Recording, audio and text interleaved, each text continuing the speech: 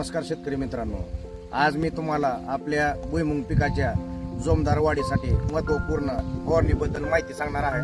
25 ते 30 दिवसाच्या दरम्यान आपल्याला अधिक फुटव्यासाठी 1261 हे विद्राव्य खत याच्यामध्ये तुम्हाला दिसतच असेल हे धुईचा असर झालेला आहे. त्यामुळे तांबेरा पिका रोगाचा प्रादुर्भाव झालेला आहे. यासाठी वंटाप किंवा अवतार बुरशीनाशकाचा पाने खाणाऱ्या आळीसाठी, पाने गुंडाळणाऱ्या आळीसाठी आपल्याला आलिका या कीटकनाशकाचा जोमदार वाढीसाठी बायोविटा किंवा बायोझाईम या पद्धतीच्या झाईम बेस्ड टॉनिकचा वापर करायचा आहे. सोबतच आपला भुईमुग पिकावर आपला जो पिवळटपणा आलेला आहे तो घालवण्यासाठी जिलेटेड मिक्स मायक्रोन्यूट्रिएंटचा वापर करायचा आहे. फवारणी करत असताना आपल्याला सिलिकॉन बेस स्प्रेडरचा वापर नक्की करायचा आहे. व्हिडिओ आवडला असेल तर व्हिडिओला लाईक करा. त्याच पद्धतीनं अशी पिकांविषयी माहिती जाणून घेण्यासाठी चॅनलला फॉलो करा.